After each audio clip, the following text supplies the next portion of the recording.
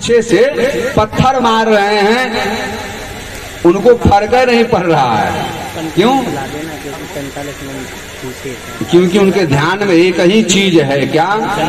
महाराज परीक्षित को श्रीमद् भागवत महापुराण सुनाने, और जिसका ध्यान अवस्थित तद गति न मनसा, ध्यान और मन जिसका एक हो जाता है उसी के यहाँ परमात्मा का प्रागट्य हो जाता है। और जहाँ परमात्मा का प्रागट्य हो जाता है वहाँ कोई भेद नहीं, क्योंकि मैंने अभी कहा ना, जब तक है भेद मन में भगवान से जुदा है, भेद नहीं।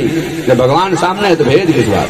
ये जरा मुझे एडिट कर दिया सुखदेव जी। तो मैं अपने आप करता चले यार, ऐसा दिगंबर वेशधारी वीडियो मुझे व्हाट्सएप पे नहीं शेयर करो तो तुरंत। जब सभा में आए ना, सारे सभा के लोग खड़े हो गए, क्या हम सब भाग्यवान हैं, हम सब भाग्यशाली हैं, आज ऐसे विरक्त महाप्रभु का हम सब लोगों ने दर्शन कर लिया। ऐसे संत का दर्शन, संत का दर्शन इतनी सहज नहीं है। और संत का दर्शन हो जाए ना, संत की कृपा मिल जाए, ये ही सहज नहीं है। आपको बता दें एक सच्ची घटना। एक व्यक्ति था, उसने पूछा संत दर्शन का क्या फल है।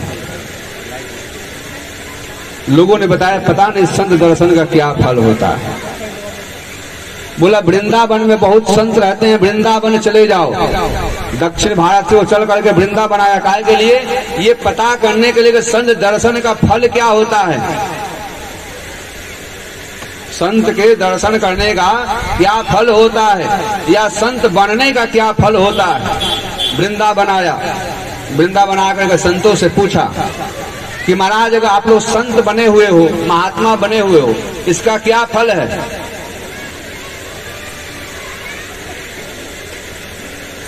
संतों ने कहा यहाँ पे मुझे नहीं पता संत बनने का क्या फल होता है, मुझे नहीं पता। उस समय एक बैरागी बाबा थे, पश्चिम बंगाल के गढ़ जंगल में रहा करते थे। पश्चिम बंगाल गए आप लोग? पश्चिम बंगाल कोई सुन ही नहीं रहा है तो बताएगा क्या हमारे? सत्य यही है। इनको लगता है कि इनकी ड्यूटी है कहना, ये कहते रहे नहीं। बोलिए जय श्री कृष्ण।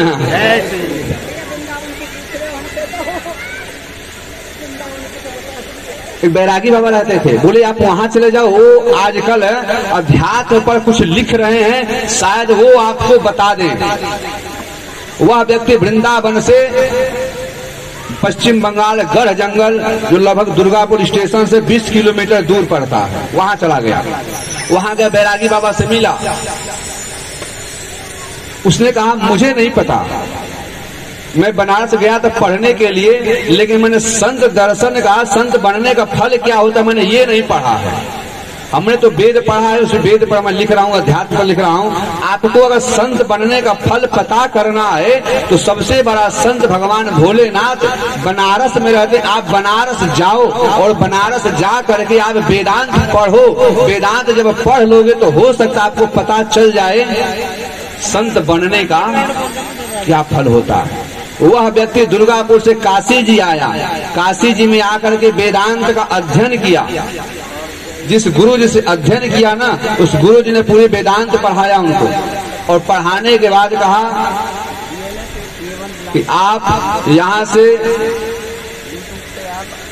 द्रविड़ देश जाएंगे, वहाँ एक राजा है, उस राजा के यहाँ 6 महीने बाद एक बालक जन्म लेगा। वह बालक ही बताएगा कि संत बनने का क्या फल होता है। कौन बताएगा? जो बालक 6 महीने बाद पैदा होगा वो बताएगा कि संत बनने का क्या फल होगा। वह व्यक्ति काशी जो, अच्छा जो वेदांत पढ़ ले उसके मन में सोचो धैर्य कितना बड़ा प्रगाढ़ हो जाएगा। कहा अथा तो ब्रह्म, वेदांत का पहला सूत्र अथा तो ब्रह्म जिज्ञासा, जो ब्रह्म की जिज्ञासा से प्रारंभ होता है ऐसा सूत्र, उसके पास में बेचैनी कहां से? स्थिर गंभीर। वह व्यक्ति काशी जी से द्रविड़ देश के लिए चल दिया। अच्छा बताएं कि पहले हवाई जहाज नहीं होते थे, जब हवाई जहाज में बैठो पहले क्या, अभी से 20 साल पहले हम जैसे लोग तो सोच भी नहीं पाते थे। हो का तुम सोच लेते थे, मैं मानता हूं, मैं नहीं सोच। मैं तो भैया ट्रेन में भी आपको बताऊं, हम पश्चिम बंगाल में बिना टिकट के जाते थे। हमारे शिष्य थे, बोले गुरु जी काहे का परेशान हो गए, आप किसी गाड़ी में बैठ जाना, कोई मिलेगा तो मेरे से बात कर लेना। हम बिना टिकट का और ट्रेन में भी चल देते थे। रोज ही जाना होता था, क्या पता कब कहाँ जाए। अच्छा, जिस मर्जी स्टेशन पर उतर जाना होता था बंगाल में। अभी भी मेरी हालात ये हैं, हम चलेंगे आसनसोल से कि बर्दवान जाना है, तब तक दुर्गेपुर उतर जाते हैं। वहां से चलते हैं कि उत्तर जाएंगे, तब तक स्टेशन पर आकर के दक्षिण की गाड़ी पकड़ के चले जाते हैं। बंगाल की ये स्थितियां हैं हमारे साथ। क्या पता किधर। तो पहले साधन नहीं होता था, पैदल वो द्रविड़ देश के लिए चले काशी जी से। जब चले ना, एक जगह जंगल में पहुंचे, जंगल में एक जगह पहुंचे, थक गए थे बेचारे चलते चलते। महाराजा के राजमहल के करीब आ गए थे। जंगल था, रात्रि विश्राम कर रहे थे, सायंकाल समय हो गया था। एक बहेलिया था, वो बहेलिया घूमते घूमते आ गया, देखा एक साधु बाबा बैठे हैं, थक गए हैं, बैठे हैं लेकिन अर्ध निंद्रा में है।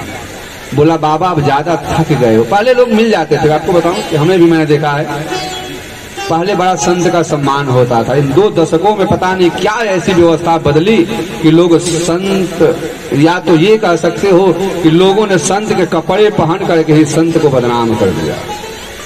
लोगों ने इस कपड़े का चोला पहन करके बदनाम कर दिया। काले कपड़े वाले भगवा पहनने लगे जब से ना, तब से भगवा। लेकिन फिर भी मैं कहता हूँ भगवा खाल भगवा नहीं है, यह आग है। जिन जिन काले कपड़े वालों ने भगवा पहना है ना, उनकी जिंदगी देखना तबाह हो गई है। पहनना इतना आसान नहीं है। बहेलिया देखा एक बाबा जी हैं, थके हैं, बोला बाबा जी बहुत थक गए हो, मैं आपका पैर दबा दूं। बाबा ने आंख खोली, अच्छा अच्छा अच्छा अच्छा, हाँ बेटा बहुत थक गया हूं मैं। नहीं, चल कोई बात नहीं। तो बाबा जी ने ना अपना पैर थोड़ा सा और सीधा कर दिया। बाबा जी ने थोड़ा सा पैर सीधा कर दिया, और जब सीधा किया तो वो बहेलिया बेचारा पैर दबाने लगा, और पैर दबाते ही बाबा जी को नींद आ गई। बाबा जी सो गए और पता नहीं कब वो बहेलिया मर गया। पैर दबाते दबाते शरीर उसका शांत हो गया। बाबा उठे, उसका शव पड़ा हुआ था। फिर बाबा उठे, प्रातःकाल उठ करके उसकी शव को लिया, संस्कार किया। संस्कार करने के पश्चात फिर राजमहल की ओर चला। लोगों को पता चला कोई बाबा आया हुआ है, क्योंकि सोचो जो दक्षिण भारत से वृंदावन आया हो और वृंदावन से बंगाल गया हो, बंगाल से काशी जी आया हो, काशी से द्रविड़ देश पहुंच गया हो, इतने दिन में वो दाढ़ी बाल थोड़े बनवाया होगा, या कपड़े धो के नहीं धो, तो जो कपड़ा था वो भी सब नहीं, वो देख के ही बाबा बन गया। वो तो बाबा था नहीं, वो स्वरूप बाबा मय हो गया। देखने से वो बाबा लगता था ना। लोगों ने कहा एक बाबा आया हुआ है, वो कह रहा है कि बालक आपके यहाँ एक लड़का होगा और लड़के से मुझे कुछ पूछना है। राजा ने कहा ऐसे कैसे इसको पता है कि मेरे घर लड़का होगा, काशी जी से आ रहा है। राजा को लगा भाई बहुत बड़ा कोई योगी हो सकता है, तपस्वी हो सकता है, तभी इसको पता है। ऐसे क्या पता, जो काशी में रहता है उसको क्या पता डीएलएफ में किसके घर लड़का होने वाला है, पता चलेगा क्या? स्पेशली उसी के लिए आया हुआ है। राजा ने बड़ा सम्मान दिया। तब तक पता चला, बाबा ने कहा कि राजन हमारा समय मत खराब करो, तुम्हारे घर बालक का जन्म हो गया है, उससे मुझे कुछ पूछना है। नगर में बड़ा कौतूहल था। कौतूहल ये था कि एक बाबा आया है, वो कह रहा है कि बालक होगा, लड़का होगा, मुझे कुछ पूछना है। तो बहुत भीड़ हो गई, और भीड़ हो गई देखने के लिए ये कैसा बाबा आया है। राजा भी असमंजस में कि जो बालक अभी पैदा हुआ है वह बोलेगा कैसे? जो बालक अभी पैदा हुआ है वो कैसे बोलेगा?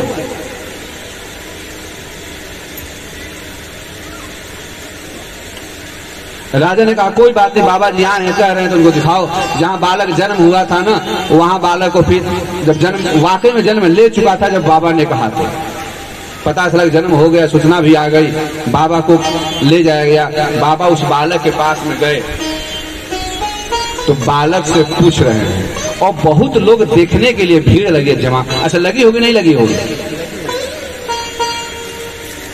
कि बाबा एक पैदा हुए बच्चे से पूछने वाला है कुछ प्रश्न, जो बालक अभी कुछ मिनट पहले धरती पर आया है उससे प्रश्न पूछा जाएगा। और वह भी साधारण व्यक्ति नहीं, काशी जी से वेदांत पढ़ के आया हुआ व्यक्ति प्रश्न पूछेगा, कोई साधारण व्यक्ति नहीं पूछेगा। बाबा बालक के पास, हे बालक एक प्रश्न के उत्तर के कारण आज मैं खुद बाबा बन गया। हाँ? मैं बाबा नहीं हूं। उसने कहा कि मैं संत नहीं हूं, लोग संत कह रहे हैं, मैं संत नहीं हूं। हमारा अध्यात्म यही तो कहता है कि जो कह दे कि मैं गुरु हूं, समझो वो गुरु नहीं। जो कह दे कि मैं समर्थवान हूं, वो समर्थवान नहीं। जो होता वो कहता कहाँ है, उसको पता कहाँ चलता है। वो संत का मैं संत नहीं हूं। मुझे तो ये पूछना है कि संत बनने का फल क्या होता है। ये जब मैं फल जान जाऊंगा तो मैं संत बनूंगा। हाँ? जब मुझे पता चल जाएगा कि संत बनने का क्या फल होता है तो मैं संत बनूंगा। वो बालक जो भी अभी पैदा हुआ है वो कहा महाराज इस प्रश्न का उत्तर तो हमारे पास भी नहीं है, लेकिन एक प्रश्न का उत्तर है हमारे पास। जैसे उस बालक ने कहा ना, वहां लोगों में एक अलग सी आश्चर्य सी माहौल हो गया कि बालक ने बोला, और बालक ने बोला ही नहीं, एक प्रश्न का उत्तर देने के लिए कह रहा है। वो बालक आके महाराज इस प्रश्न का उत्तर नहीं है कि संत बनने का क्या फल होता है, ये तो मैं नहीं बता सकता, लेकिन एक प्रश्न का उत्तर मैं दे सकता हूँ। बोले वह कौन सा प्रश्न है? बोले वह प्रश्न ये है, संत बनना तो बहुत दूर की बात है, अगर जीवन में संत का दर्शन भी हो जाए ना तो जीवन बदल जाता है। बोला महाराज मैं एक बहेलिया था। वो बालक कह रहा है कि मैं एक बहेलिया था, आप जैसे संत का दर्शन किया और उस दर्शन का फल है कि मैं एक बहेलिये से आज मैं राजकुमार बन गया। यह संत दर्शन का। बोले संत भगवान की। संत दर्शन का जो इतना बड़ा फल हो, जो जीवन बदल दे, संत बनने का क्या फायदा होता है? ये तो भगवान ही बताते हैं, कोई नहीं बता सकता। सोचो ऐसे संत दिगंबर सुखदेव जी महाराज आए, बड़ा सब में उत्साह है। अच्छा सुखदेव जी आए हैं ना, बीड़ा क्षण गवाए। मैंने कहा ना कि संत क्षण नहीं गवाते, समय नहीं गवाते हैं। और कहा जाता है कि आप भी अन्न के कण और संत के क्षण को कभी बेकार मत करो, बर्बाद मत करो। अगर आपको संत मिल जाए ना, मन में कोई प्रश्न हो ना तो तुरंत पूछो।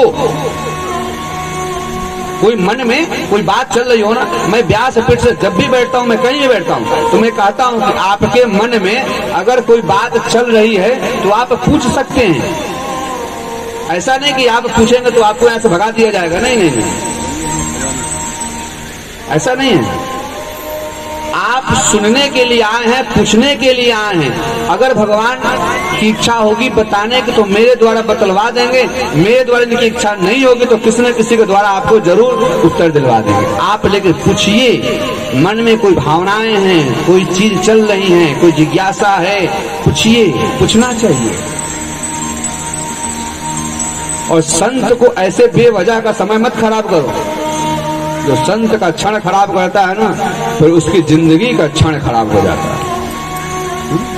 सुखदेव जी महाराज आए, आते ही बैठ गए। हाँ कोई बात नहीं, कोई पूजा पाठ नहीं, कोई गणेश वंदना नहीं, कुछ कोई मंगलाचरण नहीं, सीधा भागवत जी की कथा। बोल भागवत भगवान की। और जैसे सुखदेव जी आए तो परीक्षित जी भी बिना समय गंवाए बोले महाराज पहला प्रश्न। बोले हाँ बोलो। यहाँ कोई आता नहीं तो प्रश्न का पूछेगा? आते हैं सब 5 बजे के बाद। सुखदेव जी से पहला प्रश्न पूछा, महाराज जब मृत्यु नजदीक हो तो क्या करना चाहिए? मृत्यु नजदीक हो क्या करना चाहिए? आप लोग बताएं। सभी लोग विद्वान है भाई। अगर मृत्यु नजदीक हो तो क्या करना चाहिए? भगवान का भजन। सबको पता है लेकिन करता कोई नहीं है। अच्छा, मृत्यु आपके नजदीक नहीं है क्या? है ना? कथा पंडाल में आए हो, यहाँ से जाओगे कि नहीं जाओगे भरोसा है क्या? क्या पता भगवान कहे बेटा अब यहीं से चल मेरे साथ। वो कह रहे कि मैं महाराज जाऊंगी घर पे, शाम को खाना बनाना है। अच्छा भाई, खाना बना लेना, हमें भी खिला देना, शायद इसी बहाने मैं भी बच जाऊं तुम्हारी खाना की वजह से। हर पल, क्योंकि पता नहीं कब मृत्यु बिल्कुल हमारे सामने खड़ी है, काल सामने खड़ा है। हर पल गोविंद का भजन करे। फिर सुदामा परीक्षित जी ने पूछा, महाराज ये माया क्या है? माया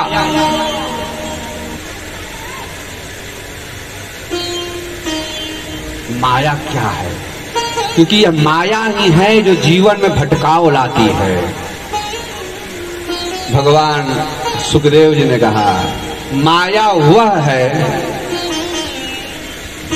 जैसे एक कबूतर बैठा हो, एक बिल्ली उसके सामने आ जाए और कबूतर अपना आंख बंद कर ले और ये समझ ले कि बिल्ली हमें नहीं देख रही है। हाँ? माया यह है। हमें पता है यहाँ से हम जाएंगे और जैसा कर्म करेंगे, सब लोग कहते हैं कि जैसा कर्म करोगे वैसा फल देगा भगवान। ये सब जानते हैं, करते क्या हैं? ना? जानते सब हैं, करते क्या हैं? यही तो माया है, यही माया है। महाराज परीक्षित को सुखदेव जी ने कथा सुनाई सुदामा जी की। समय बहुत तेजी से बढ़ रहा है। अच्छा, पता नहीं कभी कभी समैया पता नहीं कौन बढ़ा देता है, मुझे समझ में नहीं आता है।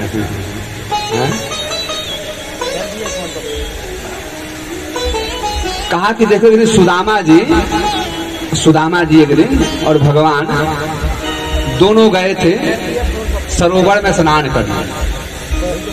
सुदामा जी और भगवान सरोवर में स्नान करने गए थे। तो सुदामा जी ने भगवान से पूछा था कि भगवान ये माया क्या होता है? भगवान ने कहा, माया क्या होता है? बोले हाँ। बोले माया वही होता है जो होता है वो दिखता नहीं, जो दिखता है वो होता नहीं। इस संसार की ये परंपरा, यही माया की पहचान है। इसीलिए कभी कभी आंख को बंद करके देखना चाहिए और कभी कभी आंख को खोल करके देखना चाहिए। आंख मतलब इस आंख को नहीं, अंतर ज्ञान, अंतर चक्षु, हृदय की चक्षु से देखना चाहिए। बोले अच्छा। सुदामा जी समझ नहीं पाए। बोले कोई नहीं सुदामा जी, तुम नहा लो, चलेंगे राजमहल में, तुम्हें उपदेश देंगे, नहा के आओ। तो सुदामा जी डुबकी लगाए। सुदामा जी सरोवर में डुबकी लगाए और जब डुबकी लगा के निकले ना तो खूब सुंदर 16 साल की कन्या बनी। सुदामा जी 16 साल की खूब सुंदर कन्या बनी। अरे ये क्या? अब सोचो, जो डुबकी लगाने से पहले सुदामा जी थे, लगाने में ही अब बड़ा उनको अब क्या करें, कैसे करें। तब तक बाहर निकले तो सहेलियां, अरे तू कितने देर नहाएगी, चल घर चल चल। सुदामा जी समझ ही नहीं पा रहे कि मैं सुदामा हूं कि वाकई में लड़की हूं। लड़कियां पकड़ के ले गई और एक घर पहुंचा भेजे। अच्छा जी, राजकुमारी राजकुमारी राजकुमारी, जो सुदामा जी थे वो राजकुमारी बन गए हैं। घर आए तो पता चला कि इनका स्वयंवर है। क्या है? इनका स्वयंवर है। और स्वयंवर से पहले सरोवर में स्नान करने गई थी। अच्छा जी, लो जी स्वयंवर भी हो गया। एक राजकुमार के साथ में उनका विवाह संस्कार भी हो गया। राजकुमार के साथ में विवाह संस्कार हो गया। और जब विवाह संस्कार हो गया, राजकुमारी राजा के घर गए, राजकुमार के साथ उनके घर आए। उनके घर जब आए तो उनके घर 2, 4, 5 बच्चे भी हो गए। उनके घर 5 बच्चे भी हो गए। अब बच्चे हो गए तो जो बड़ा वाला बेटा था ना, उसका यज्ञोपवीत संस्कार करना था। ना हो जनेऊ, हाँ? तो जनेऊ कराना था। तो जनेऊ के लिए कलश में जल भरने के लिए लोग जल लाते हैं, हल्दी वगैरह सब लगाया जाता है, विवाह के सारे कृत्य किए जाते हैं। तो क्या होता है कि पति पत्नी दोनों पितरों की पूजा करने के लिए जल लेने के लिए गंगा जी नहीं, सरोवर पहले होता था तो सरोवर से भी जल लाते थे। तो ये राजा और रानी अब क्या है? क्या है?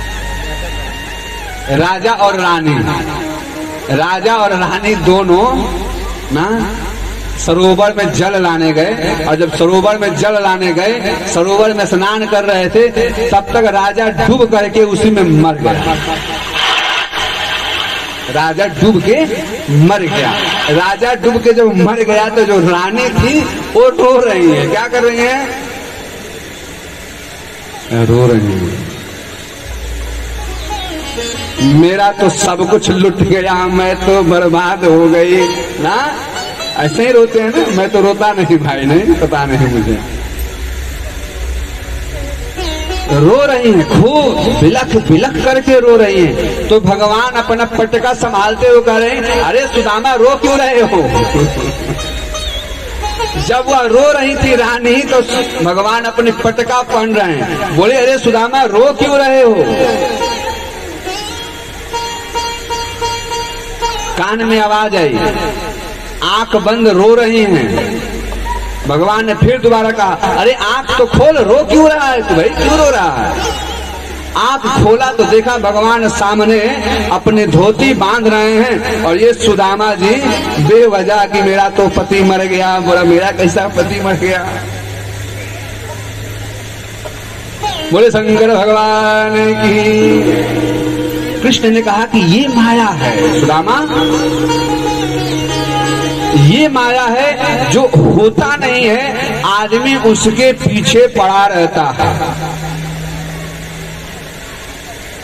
ये माया है।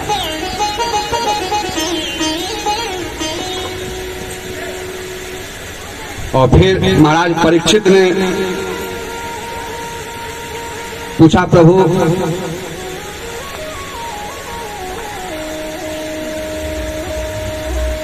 मैत्रेय ऋषि और विदुर महाराज का मिलन कैसे, उनकी सत्संग सुनाए, उनकी कथा सुनाई है विदुर जी की।